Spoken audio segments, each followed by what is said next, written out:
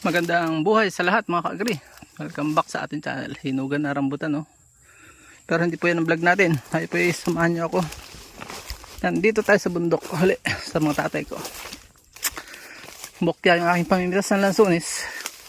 Pero manlilimot naman tayo ng durian, no? Yan, mga tinatapon ko na yung mga reject na yan. Pag basta wala pong amoy, wala po yan lasa. Marami pa akong nakita dito kanina. Babalikan ko lang. Yan, peak season na po ngayon. Kaya madami po ako nalilimot. So para madali, wala nang kain kami. Ngayon po ay ito na. Ang lalagyan ko. Tawag namin dito ay bangkat. Kunyo lang po. Message nyo lang kung ano yung tawag sa inyong lugar. Basta, kailangan. Mayroon yan. Para hindi masakit sa likod.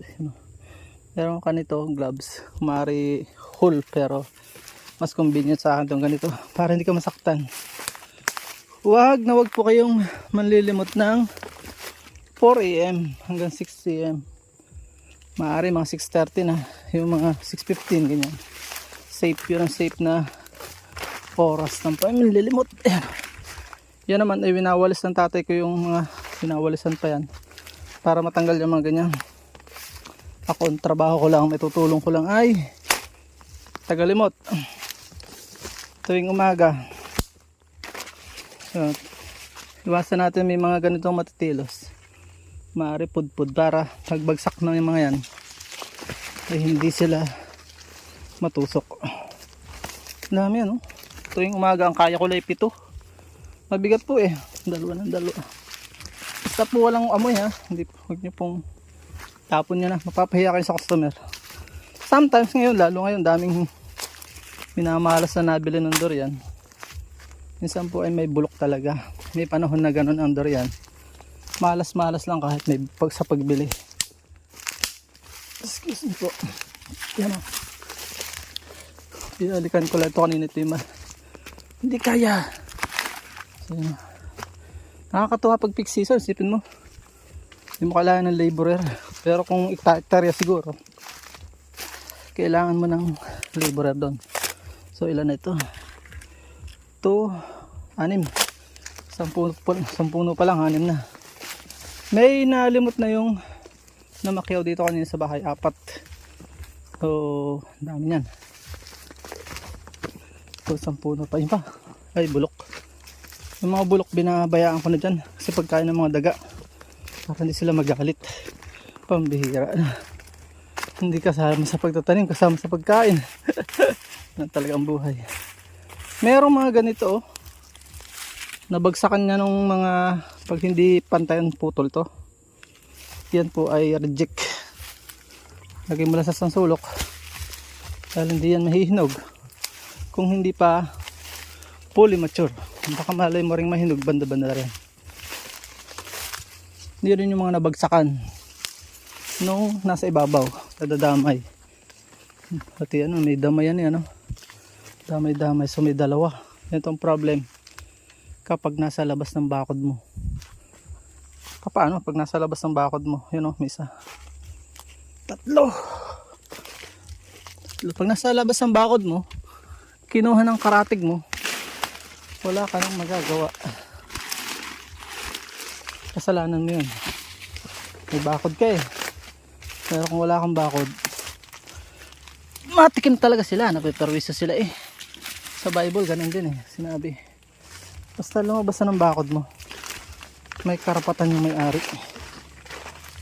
Sa universal law, sa divine law, napakagandang pattern ng Biblia, nakopya lang naman tayo sa Biblia. Kung babaliwalain mo yun, malungkot ang buhay pag gumawa ka ng sarili mong batas. So yun po, huwag madamot pagka nagtanim ka nito. So for safety, kung ayaw mo talaga mamigay, tandaan na niya, huwag ka na magtanim ng ganaring malapit sa karatig. Mabait naman ang karatig kung hindi naman nangunguha. At ang batas dito po, ayan mga mabait kong kababayan, basta po pa isa-isa pumasok sa bakuran mo, huwag naman yung may bakod umakyat pa. Ano po yun, babalikan ko pa yung dalawa. legal yon, kakainin lang yun, nagugutom. Pero kung araw-araw naman nakatamara na yun. Basta yung pa isa-isa lang, dalawang bakaya ng bitbitin kamay. Pero kung may lalagyan dala, ibang usapan na yun. Pwede ka nang magkaso doon pag nakakita ka. Kaya may nakukulong dito eh, nangunguha ng yan o, 8. So 8, hirap na po ako dyan sa aking motor. Sa ganyang ka dami, 10 lang eh, talagang bangabang na ako sa motor. Kaya ang ginagawa ko, yung pahuling malaglag, binabalikan ko kinabukasan. Ako lang kasi natulungan ko yung tatay ko. By the way, bago po ako magpaalam, may ibinebenta po akong ebook, yung pinagharapan ko na ilang buwan. Yun ay buhay ko, kwento ng buhay ko sa pag-YouTube for 5 years. May kay na rin naman tayo mag-share sapagkat una, kumikita rin tayo, hindi naman kalakihan na televice din naman nililingkod ng minsanan nung Holy Week, Holy Thursday yata, Wednesday, Holy Wednesday. Sa Channel 5 Rise and Shine Pilipinas, dalawa po yun. Channel 4, sorry. So dalawa ito. Ang bigat nito. Pero swerte ko ngayon dahil Sabado, kasama ko yung tatay ko. Nandito yung tricycle. Dadalhin ko lang yung kakainin ko. So yun lang. Paalam and God bless. Please support all Filipino vloggers. Pakita natin sa Budol Kakaisang Lahing Pilipino. Patuloy natin panalangan natin bansa upang patuloy na ito maging malinis at ma-enjoy ng bawat isang Pilipino, lalo na susunod na salin lahi ang mabuhay sa bansang ito. Paalam po muna. Ito na po mga ka-agree yung aking nalimutan. Ang dami. Meron pa dito. Ang dama din sa bahay. Ang daladalang damo ng durian. Ayan, sarap pamilat mamulot pagka ganyan kadami. Paalam and God bless. At dyan po nagtatapos ang munti natin vlog. Kung kayo po napagpala at mahilig kayo sa ganitong klase mga upload, please consider subscribing and hitting the bell icon so that you'll get notification sa mga upcoming namin videos. Ano po? Magkita-kits po tayo sa susunod natin mga vlog. Paalam and God bless. Bye bye po muna.